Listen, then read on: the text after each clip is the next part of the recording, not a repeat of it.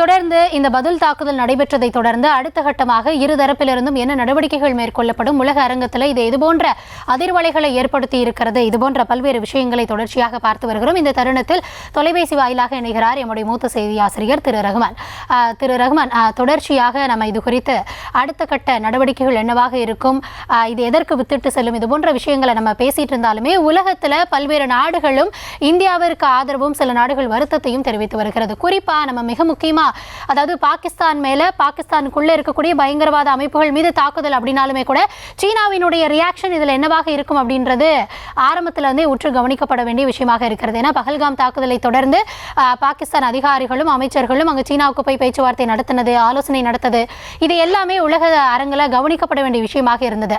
தற்பொழுது சீனா தெரிவித்திருக்கும் அந்த கருத்தும் முக்கியத்துவம் வாய்ந்ததாக பார்க்கப்படுகிறது. இந்தியா பாகிஸ்தான் இந்த உறவுல சீனாவினுடைய ரோல் எவ்வளவு முக்கியமானதாக இருக்கிறது, அவர்கள் தெரிவித்திருக்கும் அந்த கருத்து தொடர்பான விஷயங்களையும் நீங்க பகிர்ந்து கொள்ளலாம்.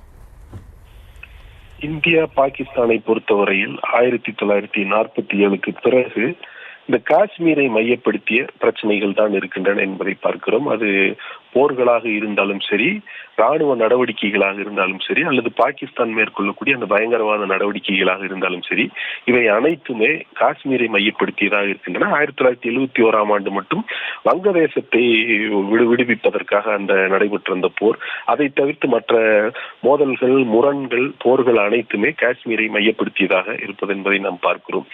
இந்தியாவை பொறுத்தவரையில் பாகிஸ்தானால் நேரடியாக எதிர்கொள்ள முடியாத சூழலில் தான் இந்தியா மீது ஒரு போர் தொடுப்பதற்கோ அல்லது இந்தியாவிற்கு நிகரான வலிமையோ இல்லாத ஒரு சூழலில் தான் இது போன்ற பயங்கரவாத செயல்களில் அந்த பாகிஸ்தான் ஈடுபட்டு வருகிறது என்பதை பார்க்கிறோம்.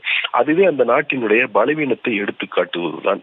அப்படிப்பட்ட ஒரு சூழலில் தான் தொடர்ச்சியாக அவர்கள் கார்கில் ஊடுருவலாக இருந்தாலும் சரி, அல்லது உரி தாக்குதலாக இருந்தாலும் சரி, அல்லது புல்வாமா தற்கொலை தாக்குதலாக இருந்தாலும் சரி, தற்போது நடத்தப்பட்டிருக்கக்கூடிய அந்த பஹல்காம் பயங்கரவாத தாக்குதலாக இருந்தாலும் சரி, இவை அனைத்துமே அவர்கள் பலவீனமான நிலையில் இருந்து ஒரு இழிவான செயலில் ஈடுபடுகிறார்கள் என்பது உலக அரங்கிற்கு நன்கு தெரிந்த விஷயம்.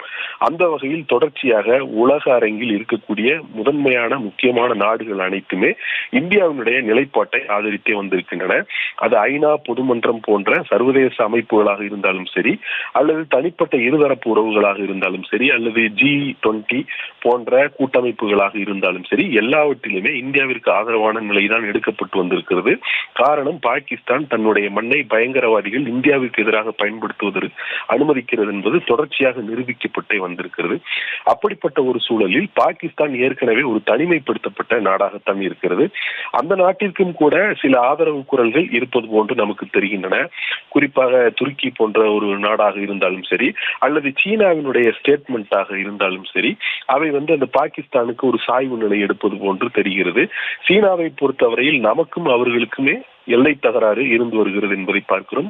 இந்தியாவுக்கும் பாகிஸ்தானுக்கும் இடையே எப்படி எல்லை கட்டுப்பாடு கோடு இருக்கிறதோ, LOC இருக்கிறதோ, லைன் ஆஃப் கண்ட்ரோல் என்று சொல்லப்படுவது இருக்கிறதோ, அதுபோல இந்தியாவிற்கும் சீனாவிற்கும் இடையே LAC என்று சொல்லக்கூடிய கட்டுப்பாட்டு எல்லை கோடு என்பது இருப்பதை பார்க்கிறோம். அவர்களிடம் எல்லை தகராறு இருக்கிறது.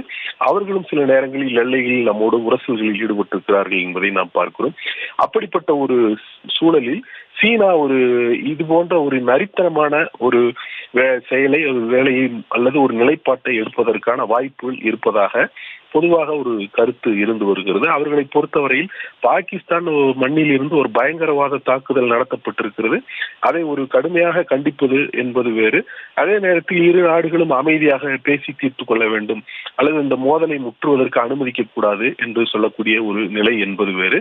அப்படிப்பட்ட நிலைப்பாடையும் கூட சில நாடுகள் எடுக்கக்கூடும் என்றாலும் கூட பாகிஸ்தான் ஏற்கனவே உலக அரங்கில் தனிமைப்பட்டிருக்கக்கூடிய ஒரு சூழலில் அவர்களது பேச்சோ அல்லது அவர்களது குரலோ அல்லது அவர்கள் தங்களது தரப்பை நியாயப்படுத்திக் கொள்வதற்கு எந்த ஒரு வாய்ப்பும் இல்லை என்றுதான் நாம் அதை பார்க்க வேண்டும்.